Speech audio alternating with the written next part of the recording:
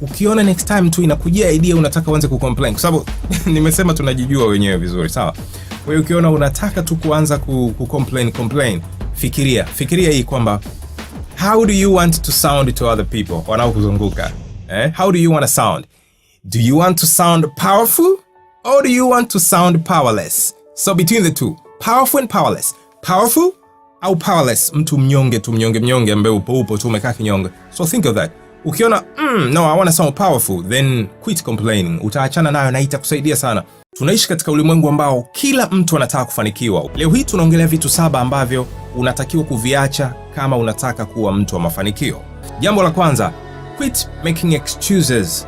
If you really want something, you'll find a way. But if you don't want it, you'll find an excuse. Kwa hiyo kama kweli unakitaka kitu, basi utatafuta njia ya kufanya. Nakumbuka Waswahili wanasema penye nia pana njia. Kwa hiyo kama kweli unakitaka kitu fulani, lazima utatafuta njia ya kukifanya hicho kitu.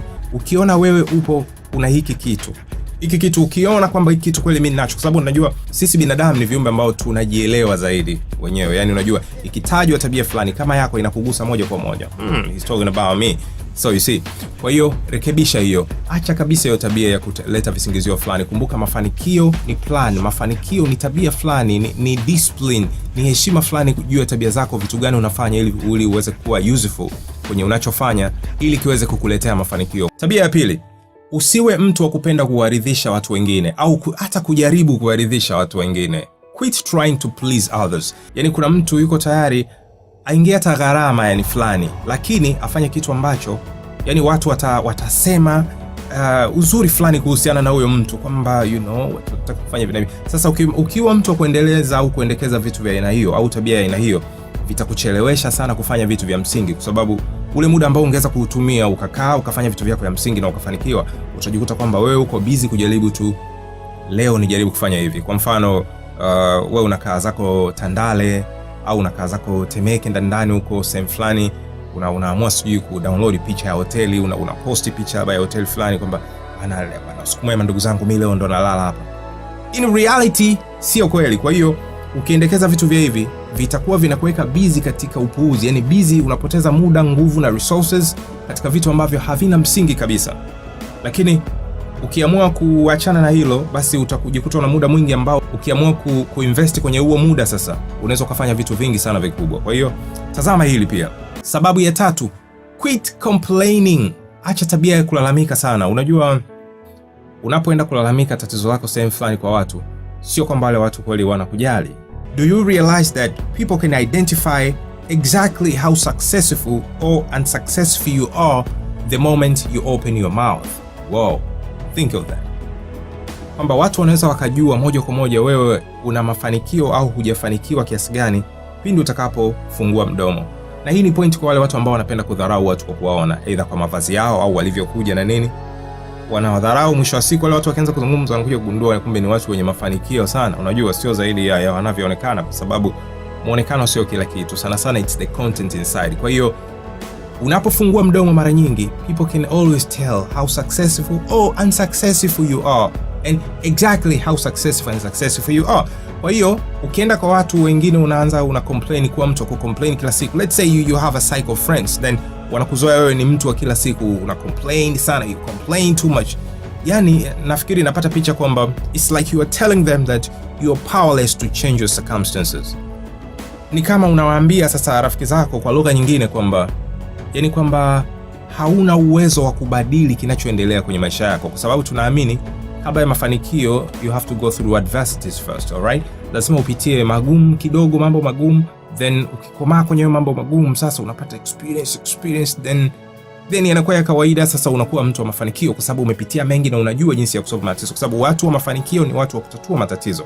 Uweze ukawa mtu wa kutatua matatizo kama hujawahi kukutana na matatizo. Kwa hiyo ukiwa mtu wa kucomplain, unapoteza nafasi ya kudili na yale matatizo kwa karibu. Sasa ni kama unataka huruma ya watu kwamba mimi, you know what I'm saying, it's like you're telling them kwamba you're powerless to change your circumstances, alright?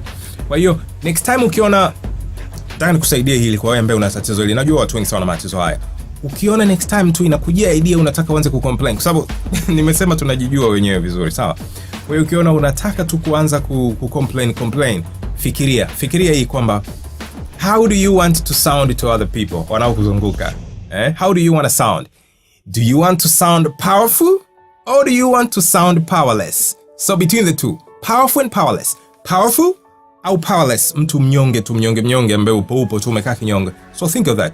Ukiona no, I want to sound powerful, then quit complaining. Utaachana nayo na itakusaidia sana. Monitor, yani jitahidi kumonitor tabia zako katika muda fulani. Ni vizuri kuwa na malengo, au sio? Jiwekee malengo kwamba naanza kumonitor tabia zangu huu mwezi mzima, kuanzia leo tarehe 1 mpaka tarehe 30 nataka kuona tabia zangu zikoje. I'm telling you. Kwa sababu utakuta kabla hujafanya jambo huwa inakuja kwenye mind kwanza. Hapa nimeona fulani yule anakuja bani complain about negate book. No, don't do that. Alright. So quit complaining. Fanya mambo yako na utaona mambo yanaanza kufunguka. I'm telling you. Jambo la 4, acha tabia ya kujishtukia. Watu wengi tu wanapata idea nzuri wakati mwingine au wanakuwa kwenye nafasi ambazo wanaweza wakafanya kitu na wakafanikiwa sana, lakini huwa inakuja hii tabia fulani, mtu anakuwa na doubts, fears, insecurities, kujishtukia, hofu fulani. Yani kuna vitu fulani anakuwa anajiona kwamba yeye mwenyewe anajirate kwamba haba hii sio kwa ajili yangu, mimi siwezi, hii ni wanafanyaga watu fulani. Kuna watu ina fulani ndio wanafanya hii. Ni bora ufanye, sawa? Alafu ufeli. Ukifeli sasa utakuwa umepata experience, kwa sababu remember, experience is the best teacher. Ukifeli leo, kesho wewe utaweza kuwaelekeza wengine vizuri sana wanaojaribu kupita njia hiyo. Lakini kama wewe leo unaogopa kufeli, unafikiri utawezaje sasa kuwa mwalimu mzuri baadaye? Au utawezaje hata kufanikiwa wewe mwenyewe? Kwa hiyo hicho ni kitu pia kingine cha kuzingatia. Kama unataka kuwa mtu wa mafanikio, jua watu wenye mafanikio sio watu wanaojishtukia.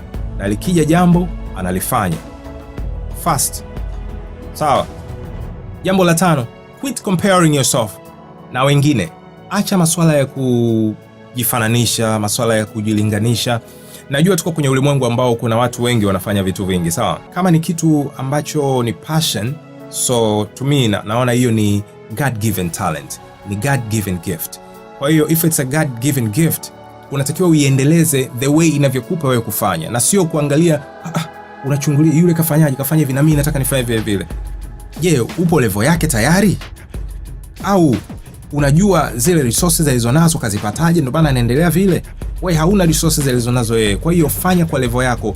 Do what you can where you are. Beauty begins the moment you decide to be yourself. How do you feel that? Kwamba beauty begins the moment you decide to be yourself. So be yourself. Sehemu yenye utajiri mkubwa zaidi duniani sio kunako chimbwa dhahabu, almasi au popote pale unapowajua. Kama Shinyanga unaweza kuongea labda Mwadui kule, au sehemu zote ambazo unajua labda kuna madini either Tanzanite au whatever. Lakini sehemu kwenye utajiri mkubwa zaidi duniani nasema ni makaburini, kwa sababu pale ndio kuna ndoto ambazo hazijawahi kufanyiwa kazi. Kuna ideas ambazo hazikuwahi kuguswa.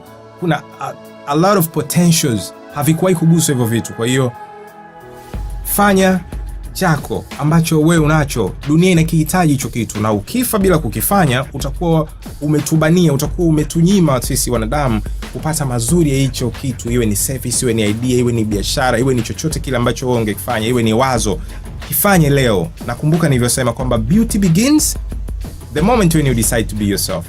So what is it that you have? Na ninaamini kwamba kila mtu ana kitu chake. Kila mtu ana kitu chake. Tunaweza tukawa wote watangazaji, lakini kila mtu ana kitu chake. Wanaweza kuwa watangazaji na wapige kelele. Kwa hiyo kila mtu ana kitu chake. Wewe unacho nini na nani anacho nini? Nani anacho nini? Na kitu cha 6 ambacho unatakiwa kukiacha, quit playing itself. Sasa watu wanaogopa kufeli. Nafikiri nimegusia kufeli kidogo kwenye point fulani iliyopita, nilikuwa naongelea kwenye kujishtukia. Kuna kujishtukia, kuogopa, lakini kuna ile kuogopa, kuhofia kufeli. Yaani mtu anaogopa sana kufeli, kwa hiyo anacheza kama ni biashara, yani anajaribu kwamba anapiga mahesabu fulani hapa anajua sitapata hasara, anaenda. Sisemi uingie kwenye biashara ambayo unajua utapata hasara. No. Ingia wewe, tazama opportunities, fanya ambacho unaweza kufanya. Yes, plan kwa faida pia, lakini usihofie sasa kwenda, kwa sababu unaona nimeambiwa mtu fulani alifanya mwaka juzi akapata hasara. Mtu fulani alifanya mwaka uliopita pia alipata hasara. Sasa hapa mimi mwenyewe itakuwaje? Kwa sababu sidhani kama mimi hata nina tofauti sana wao, au wao walikuwa wako hivi kuliko mimi, kwa hiyo mimi siko vile, kwa hiyo mimi nikifanya na hisi ndo nitapotea kabisa. No. You never know. Kwa hiyo jambo la 7 na la mwisho ni quit waiting. Usipoteze muda mwingi ukakaa unasubiri uone muda sahihi, unasubiri uone mwanga sahihi ndio uanze kufanya unachofanya.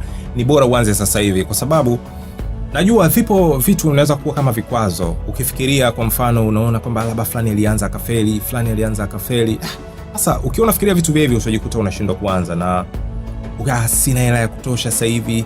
Sasa hivi sijui siko wapi, sasa hivi naishi sana mbali. Sijui. Wewe anza kufanya. When a student is ready, the teacher will show up. Wewe anza kufanya, mwanafunzi akiwa tayari mwalimu atatokea. The time is now. The time is now. So the time is now. Don't waste time. Fanya kitu ambacho unataka kufanya sasa hivi. Kuna quote moja ya Jim Rohn huwa anapenda kuitumia, anasema kwamba success is something you attract by the person you become. Hebu tufikirie hii kwa pamoja kwamba success is something you attract by the person you become. Sasa nini unataka kitangulie?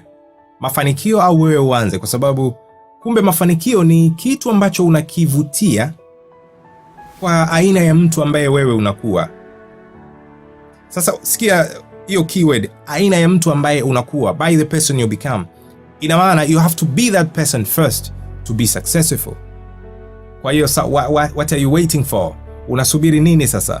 Kwa hiyo lazima anza kuimplement tabia zote nzuri ambazo tumezizungumza. Zote weka hizo tabia pamoja. Anza kuzifanya, taratibu utakuwa unaelekea kwenye njia ya kuwa mtu mafanikio. Ina maana sasa unaanza kuwa that person. Ukishakuwa that person, now you can attract success. Till next time, thank you very much. Bye bye.